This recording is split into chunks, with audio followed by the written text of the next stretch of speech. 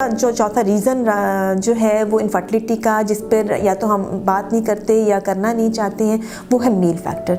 यानी जितनी contribution female side से आती है उतनी ही कंट्रीब्यूशन फ्रॉम मेल साइड होती है। 25% केसेस तो ऐसे होते हैं जिसमें सिर्फ मेल फैक्टर होता है, फीमेल में कोई प्रॉब्लम नहीं होती है, मसला मर्द की तरफ से होता है।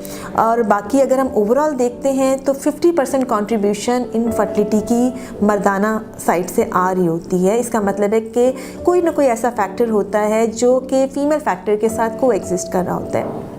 जैसे कि अगर फीमेल में हार्मोनल इशू है और अगर वहाँ पे माइल्ड मेल फैक्टर भी है, थोड़ी बहुत डिस्टर्बेंस भी है, तो कंसीव करना शायद ज़्यादा मुश्किल हो जाएगा। सो हम कहते हैं 50% कंट्रीब्यूशन आ रही होती है। सो जब हम बेसिक टेस्ट बताते हैं कपल को, उसमें सीमेन एनालिसिस हम लोग यूजुअली फर्स्ट विजिट पे ही बता देते हैं। और उसमें हमारा मकसद ये होता है, क्योंकि ये सिंपल टेस्ट है और इसके लिए बहुत कोई लंबी चौड़ी तैयारी की ज़रूरत नहीं होती। सिर्फ 4 दिन का, हम कहते हैं 4 से 7 दिन का परहेज़ हो आपस में, और सैंपल आप लैब में जाकर दें, सैंपल घर से मत लेके जाएं। और ये सिंपल सा एक टेस्ट है जिसके बाद हमें एटलीस्ट ये पता चल जाता है कि हमें इस तरफ इन्वेस्टिगेशंस करवाने की ज़रूरत नहीं है।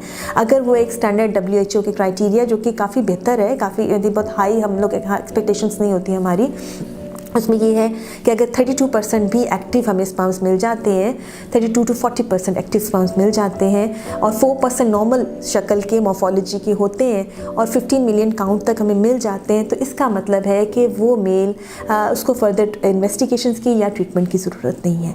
तो ये बहुत एक सिंपल टेस्ट है जिसके लिए हम लोग रिलक्टेंट होते हैं। रिसेंट टाइम में मैंने जो एक चेंज देखी है वो ये है कि specially in the young couples के यूजुअली मेल जब हमारे पास प्रेजेंट करते हैं तो मेल्स अपने टेस्ट करवा के आते हैं, जो कि बहुत अच्छी बात है। तो उसमें हमें एटलीस्ट ये बात पता होती है कि हमने टारगेट किसको करना है ट्रीटमेंट में, और अगर वो टेस्ट करने में डिले करते हैं तो उनका ट्रीटमेंट डिले हो जाता है। और हम समटाइम्स फीमेल्स को डॉक्टर्स इतना ओवर ट्रीट कर देते हैं कि उनकी अपनी कॉम्प्लिकेशन स्टार्ट हो जाती हैं। सो मेरे ख्याल में जहाँ हम फर्स्ट विजिट में फ़ीमेल को टेस्ट एडवाइस कर रहे हैं, वहाँ हम फर्स्ट विजिट में मेल को भी टेस्ट एडवाइस करते हैं।